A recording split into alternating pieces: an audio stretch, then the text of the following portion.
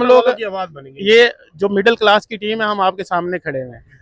इंशाल्लाह आपको ये नजर आएंगे इस ग्राउंड पे और आप ही की आवाज आगे तक लेके जाएंगे। हमें और किसी पार्टी से कोई कंसर्न नहीं है, हमें इन लोगों से कंसर्न है जो ये आपके सामने खड़े हुए रो रहे हैं कि जी हमारे घर का चूल्हा ही नहीं चल रहा। ऐसे ही है ना, जैसे हमारा मुल्क कर्ज पे चल रहा है वैसे ही ये लोग कर्ज पे चल रहे हैं। आप बेहतर समझते हैं, कारोबारी लोग हैं, बेहतर समझते हैं कि दुकानों का किराया भी कर्ज लेके, बिल भी किराया कर्ज लेके, तो इन बेचारों का भी तो यही हाल ही है ना।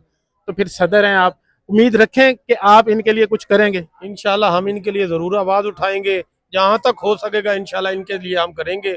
और मैं आपको कारोबार की पोजीशन बताऊं, ये तकरीबन 5-6 माह में काफी दुकानदारों ने लोगों के लाखों करोड़ों लेके यहाँ से चले गए। उसकी वजह क्या है कि कारोबार नहीं है।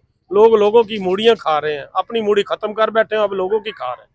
तो इंशाल्लाह ताला हम इनकी आवाज बनेंगे। इंशाल्लाह जरूर डिप्टी कमिश्नर साहब के पास भी जाएंगे और जहां तक होगा इंशाल्लाह इनके साथ कॉपरेट करेंगे। चलें जी, ये सदर साहब का ये कहना है कि अभी लेटेस्ट जो है वो इलेक्शन हुआ है, तो हम लोग कोशिश करेंगे डिप्टी कमिश्नर साहब से मिलने की, एसी साहब से मिलने की और पैरा फोर्स के लिए कोई एक लाहे अमल तरतीब देने की, ताकि ये छोटे दुकानदार भी अपनी रोजी कमा सकें। जी।